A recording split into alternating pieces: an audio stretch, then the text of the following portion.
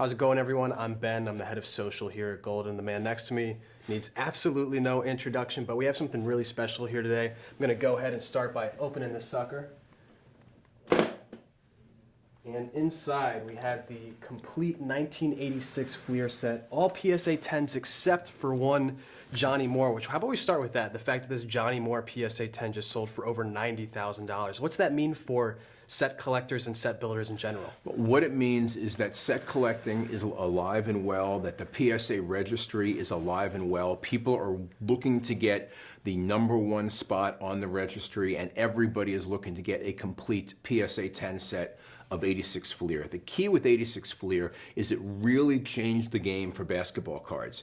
It started the modern era of basketball card collecting. I remember going to KB Toy and Hobby back in '88, seeing these boxes on closeout for $4.99 or $3.99, whatever it was. But then basketball mania took off. Back in those days, nobody cared about basketball cards. They only cared about baseball. It wasn't really until the 1990s that basketball and football cards started to become a little popular, and basketball in general with Shaquille O'Neal in '92 really set it off. And by then, a lot of these cards had been destroyed, had been thrown away. The key with the set is getting it in high grade, getting it in a Gem Mint 10. And that is why you see cards like Johnny Moore going for $90,000, because it's a difficult card to get in a 10. But what's interesting is there are 67 Johnny Moore PSA 10s in existence. Right. But that is actually not the lowest pop of any of the cards in the set. One lower. There is one lower, and we can find him here. We're alphabetical, yeah, so I think he's about over here. Yep. And you know who this is, right? Of course. It is Jeff Malone. There are only 65 PSA 10s of Jeff Malone. You know, so I said, hey, Jeff Malone could be a $90,000 card. That's right. You got to think so, right? I can, somebody can go out and buy 5 or 10 of them and, corner the market. So, but that's what the great thing about this set is. There are 132 cards in the set. In this particular example, we have 131 PSA 10s. That means you're getting Michael Jordan's rookie in a PSA 10. You're getting Barkley in a PSA 10. Olajuwon in a PSA 10. Drexler in a PSA 10. Yep. Isaiah Thomas in a PSA 10. Legends like Bird and Magic and Kareem Abdul-Jabbar and Dr. J. They are all in this set in PSA 10 grade. So when it comes to these cards that are the lowest pop, right, in this set, how much does it really matter how great of a player they were, right? Does the difference between Jeff Malone and Johnny Moore's stats have any indication on the price of those guys at this point? Or is it really just about set collectors when you get to those lower pop PSA 10 cards here? It is solely about set collectors. I'd say Jeff Malone was a better player than Johnny Moore. Right. So from that standpoint, it's only about set collectors, kind of like, for the old-time collectors going back to T206 set, you look at the Maggie era card, he's not a Hall of Famer. Okay, Sherry Maggie is not a Hall of Famer. Decent player, but because his card has a misprint and a name typo, his card goes for big money. Then you've got a guy that very few people know about, like Doyle. There's like under probably 10 of those with the print variation. Right. His card can be $1 million plus. Not because he was a great player, just because people who truly want the set to be complete cannot complete it without that card. Same principle applies here. You have to look at the lowest pop items, and there are many cards where less than 100 exist in 10s. Right. Here's the other thing I look at. Right now, the Johnny Moore phenomenon is not unknown, which means people have been submitting a lot of his cards. They've been submitting a lot of all these other cards.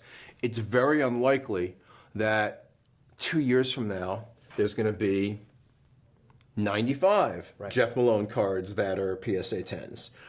Let's take a look at some of the better players in the set just to... Yeah, sure, let's do it. I was even going to say, too, right, like you talked about how important it is to have the PSA 10. I think the PSA 9 Johnny Moore did just over $1,000. And I don't know that I've ever heard of a higher sort of ratio between a 9 and a 10 than like a 90X, right? Like there's almost nothing like it.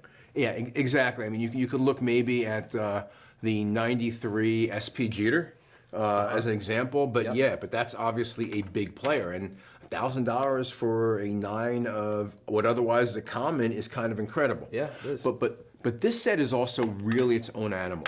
It is the entry point for many people of all ages into basketball, whatever the grade is. I mean, there are people that are trying to collect Michael Jordan in a PSA 1. It is so historic because it started the basketball craze. It started the modern era of basketball.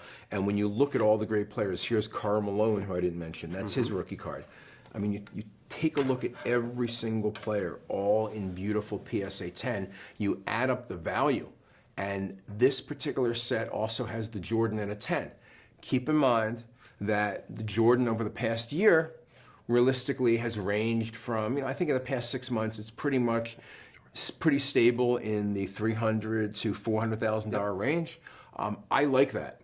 I hope it stays in the $300,000 to $400,000 range for a good 3 to 6 more months, because then it allows, just like a stock that goes up very fast and then people who bought it cheap sell it, it allows it to build a new base. Yeah. It is the cornerstone of any basketball collection. This card, and you look at this particular card, it is actually a nicely centered example. Really nice centering on the back, too, which sometimes you see ones on the back that just don't have great centering at all. Yeah. It's very nice to center on the back as well. We'll show that right there. So this card is, obviously makes up a significant portion of the set, but that portion's decreasing. Totally. It used to be like 80% of the set value. I mean, look, Johnny Moore just sold for almost 25-30% of the price of Jordan. Isn't that amazing? It's incredible. I mean, it's beyond comprehension, and there is nothing to say that any one of these cards, especially the ones under 100, all of a sudden won't pop as more people try to complete a set, and we find out what cards are they missing. Look, if you've got $500,000 into a set and you need 3-4 cards to complete it, guess what? You're going to pay whatever it takes to complete it. I imagine that's exactly what happened here, right? So someone came and consigned this to us with 131 of the 132, and they see a Johnny Moore is fetching almost $100,000, and all of a sudden they're thinking, you know what? I might just sell it as the 131. But what's really interesting, I mean, yeah, there's dozens, if not maybe even more than that, cards that are under a pop of 100 right now in the PSA 10. And like you said, any of those could pop at any time, and very quickly with what we're seeing, I feel like Jordan could make up 5 to 10% of the set value instead of whatever it is, 50% right now. It would be a very, very expensive set, But at that point, I mean, it's several $1 million. But that would be great for the owners. The other thing to consider with this is the future potential. I look at a lot of modern cards, and I'm older than you, and I collected cards when there was one rookie. Right. Topps had one brand, Fleer had one brand, Donruss had one brand. As a soccer fan, I get a little bit of that, right? Because a lot of times in soccer, go back just a few years, and there weren't all these different sets and parallels and variations. So I can understand that a little bit at least. So the great thing about this set is, if you are trying to build the set, if you are trying to get the greats of the game, and let's face it, this set really is the dream team. You look at the '92 dream team, except for Leitner, I believe that every single player on the Dream Team is in this set. You look at Bird, you look at Magic, you look at Drexler, you look at Jordan, you look at Ewing, you look at Barkley, you look at Chris Mullin, you look at Stockton. You look Stockton. Yeah, Stockton was not. Stockton and Pippen were 88. Okay. But so 9 out of the 12 Dream Team members are in this set. But there's no question which is the best rookie. This is all their rookies. Right. This is the Jordan.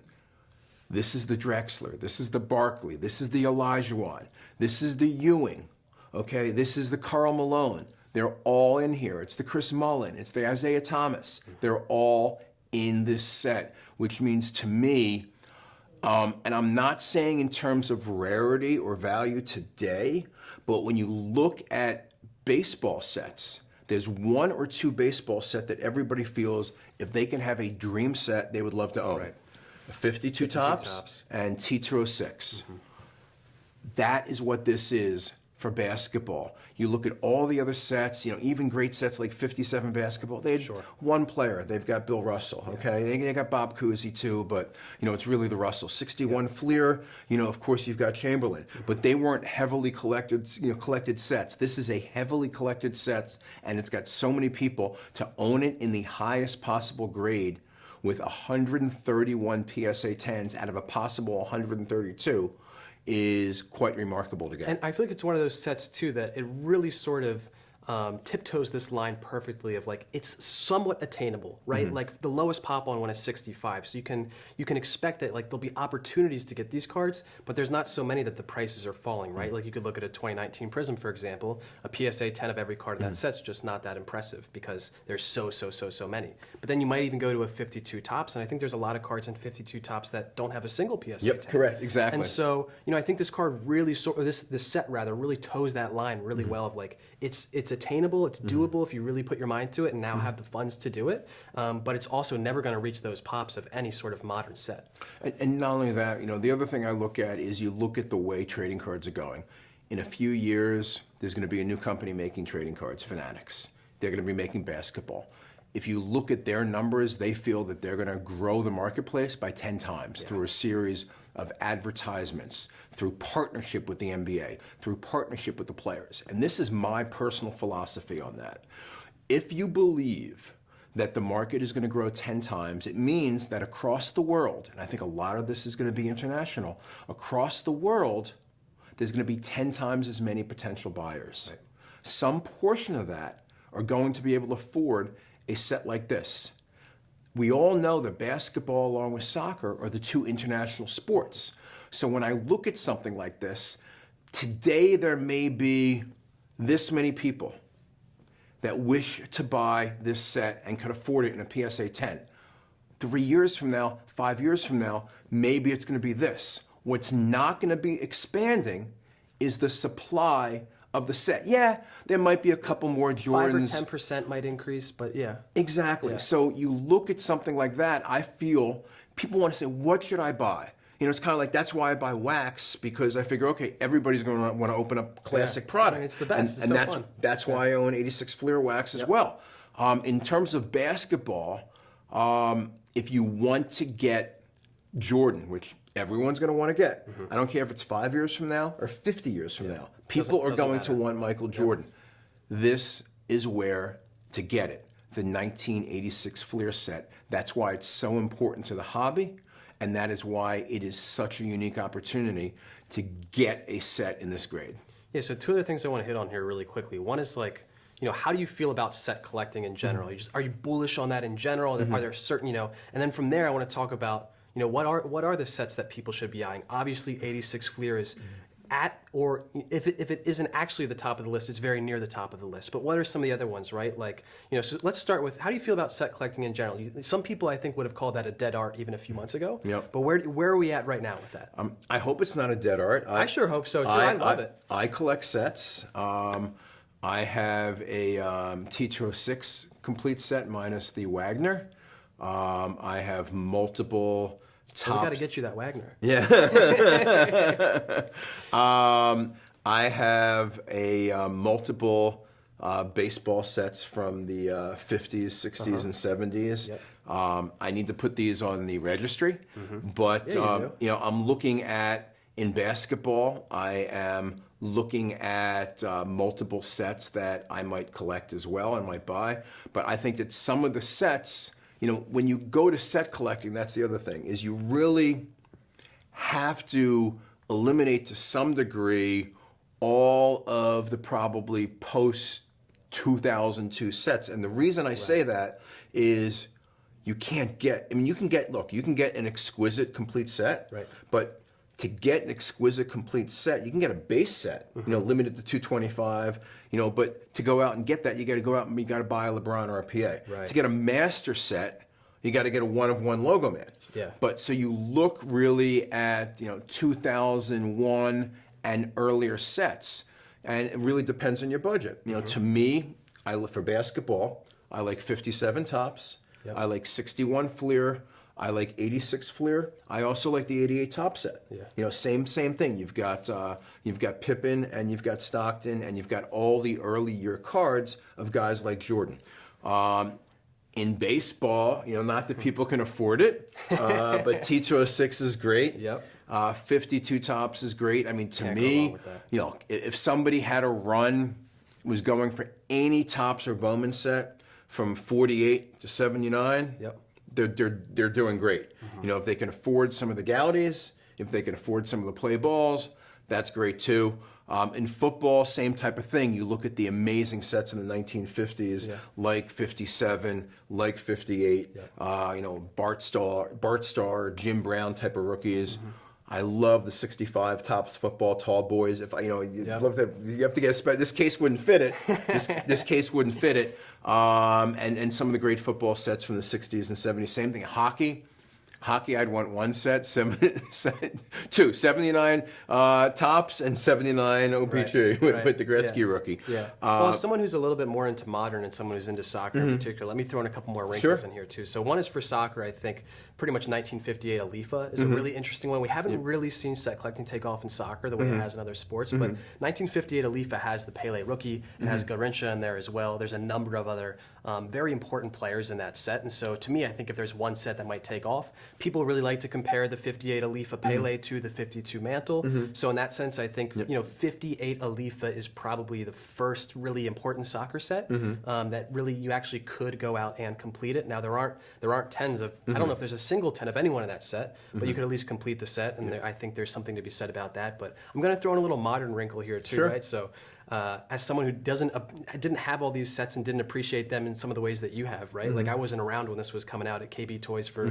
$4 in '88, but you know, there's a couple sets I want to call out, and I know you said nothing post 2002, so I'll start with the pre 2002 one that I like, which is you can be. I'm going to challenge that in a second. Okay, I'm going to challenge it in a second, but I'm going to start with another one, which I think is going to help my argument for the later ones, which is PMGs, 97 PMGs, right? I know it's not a base set, it's a parallel set, but I think there's something really interesting about those red and particularly the green PMGs, right? We see a green PMG of just about anyone probably fetching 5 figures right now. Any of the colored prisms. I mean, people like to put together a prism. And so that's where I'm going next, okay, right? I'm going post 2002. Okay, sure, go ahead. So the two sets that I would want to call out are 2012 Prism, which is the first year Prism for basketball in particular. I know that's one that Nat collects, right? Which anytime Nat collects something, in the back of my head, that triggers something. I should be thinking about that. And the second one I want to call out is 2014 Prism World Cup, because that's really the first super important modern soccer set. And for both of those sets, the ones that I love, probably just like every other modern collector right now, is the true golds. Now those are limited to 10, so it gets really hard, it gets really tough. I'm actually working on the 2014 gold Prism set. I don't even know if you know that. And I do know that because I've got something coming up. You do have something coming up that I wish was in my budget. But of the 201, I'm up to about 40 or 50 of the gold Prism. So I'm working through that. And then, World Cup Prism only comes every 4 years because of the World Cup. In 2018, of the 300, I'm sitting at about a little over 200 of them. Cool. So I'm getting there. I'm working my way there. But that one that's coming has me a little worried. I don't think I can. And the other thing about set collecting is, quite frankly, I may have tastes that are particular to me.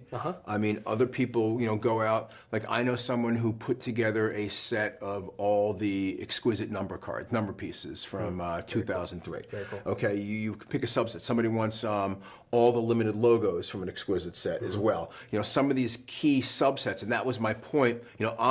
I'm old school, so I'm thinking set means master. You own every card.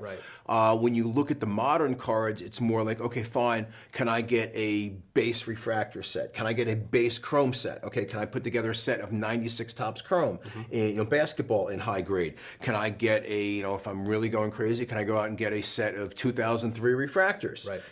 Those type of base sets, obviously, those type of insert sets and parallels, they can get expensive, but I definitely see people doing that, and I wasn't trying to say, hey, that's not something I'm thinking of. I'm thinking more of the master where you put out and you get every card. Like a T206 set has the Wagner, has the Doyle, has master both. sets are never possible. You get, some of these sets have a couple hundred one-on-ones in them. Exactly. It's just not, It's not even feasible. That's what I was referring to. Yeah.